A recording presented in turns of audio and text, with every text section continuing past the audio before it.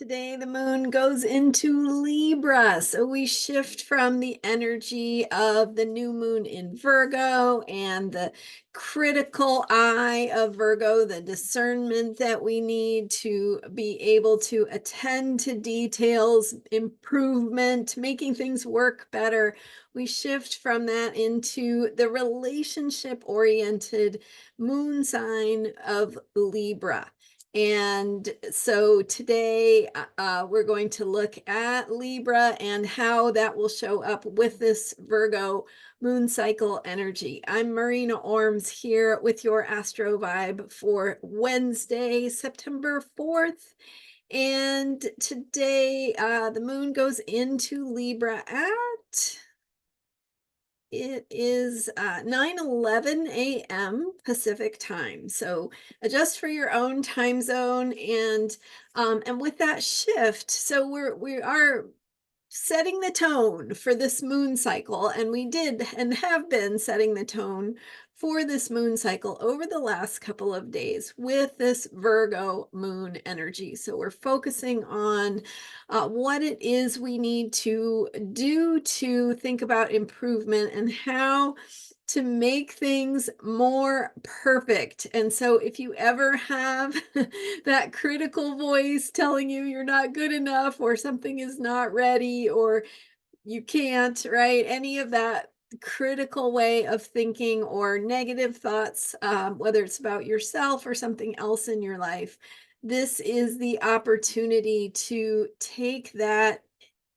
from a place of being critical to a place of saying, I am perfect as I am, and I continue to learn and grow and step more into my wholeness and what it is I'm here to do. So that's what I've been sharing about in the last couple of days videos about that Virgo energy. So definitely check those out if you missed them, because you'll want to get grounded in this Virgo moon cycle. And so what happens as the moon shifts from Virgo into Libra, it is waxing, moving away from the new moon and beginning to eventually emerge as a waxing crescent, that first sliver of the moon when it is so thin and small, and we can just get that glimpse of what the future will bring. We get that sense of what is coming with the waxing crescent moon and the first night that we see. And you will see that waxing crescent moon in the on the western horizon just after sunset. So because the moon and the sun are so close together, you don't see the moon during the new moon, but as it moves further away from the sun and starts to get that separation, you'll see the moon set just after the sun. And so when you look toward the western horizon, you'll see that waxing crescent when it first appears. So visionary energy, a visionary quality, a sense of what is coming. And as we shift into the Libra energy, we take this quality, this theme that we're working on, and it begins to show up in relationships. So bringing a Libra focus to partnerships, balance, how we create peace, how we work together with others, right? Cooperation, collaboration, and giving that attention to our relationships. So just the same way that, in my recent talks, I've been sharing about thinking, your own self-critical voice that you might notice about thoughts or judgments about yourself. So that might start to appear in relationships, and a critical voice about the relationship, whether that is romantic or otherwise.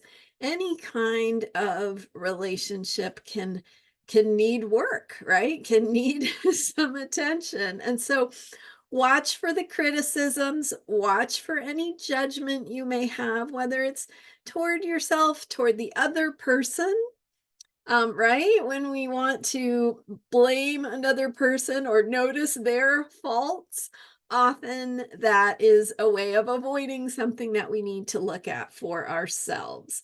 And so having that awareness of where the work is to do on the relationship, how you can show up uh, with that neutral approach, neutral attitude, right? Not judgmental, but showing up with a willingness to learn and grow. And of course, to have healthy relationships, we have to work on ourselves. And it doesn't mean that we have to what's the word, like we still need to have boundaries, right? And if somebody is not being healthy for you, or not supportive, or just not the right partnership for you, again, romantic or otherwise, then it's important to have a boundary. Say, this is not worth my time. This is not serving me. This is not a good thing. And just don't do it.